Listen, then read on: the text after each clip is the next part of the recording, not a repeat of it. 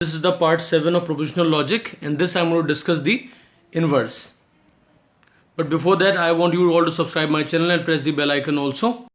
Students, before discussing inverse, we will discuss what is proposition and what is propositional logic. Propositional logic represents logic through propositions and the logical connectives. Proposition is an elementary atomic sentence that may take either value true or false but may take no other value. Example is grass is wet, means either it can be true or it can be false. So you can see grass is wet is a statement, and at the same time single statement, so elementary atomic sentence or statement it is, and it can be assigned either value true or false.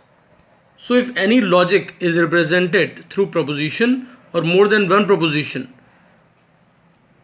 and if more than one propositions are there, then we need logical connectives.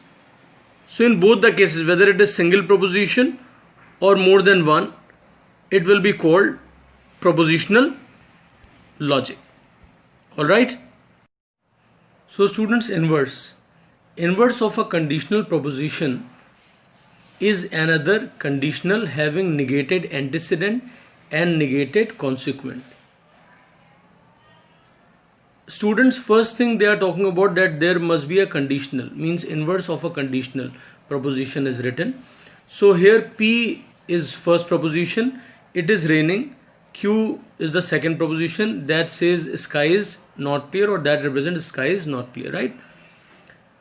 Now they are talking about the conditional. So we can write P conditional Q. That means if it is raining, then sky is not clear. Alright.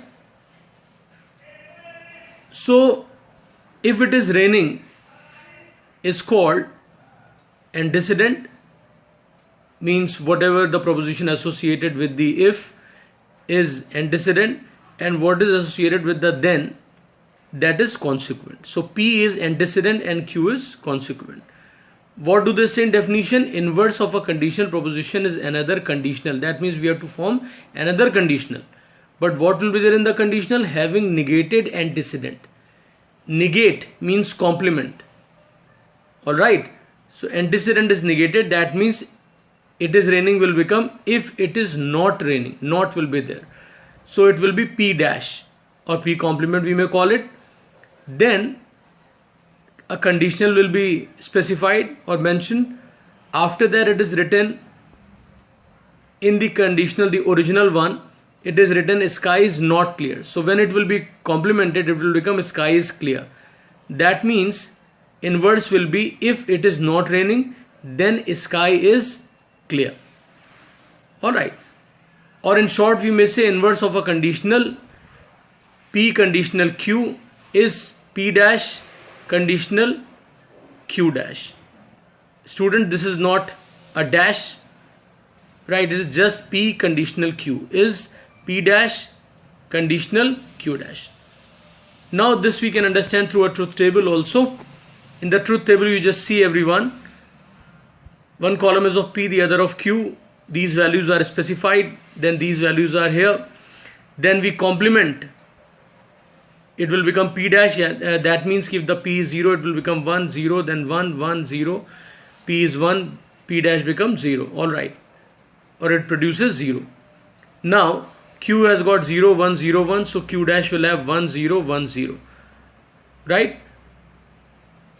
After that, we just see P conditional Q.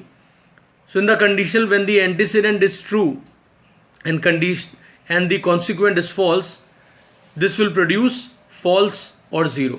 So here it is 0 or false correct, and all the other combinations it is always true. Okay. After that you just see here P dash conditional Q dash. That means P dash 1 Q dash 1 true, then P dash here 1 Q dash 0 0, that will be false because antecedent is true and consequent is false. So in this case it will be off or 0. Then here P dash is producing 0, Q dash is producing 1, so it will be antecedent is false and consequent is true, no problem, it will produce 1. Then 0 0 means antecedent is also false and consequent is also false or 0, so it will produce true. I hope everybody has understood the inverse very well. It's quite easy.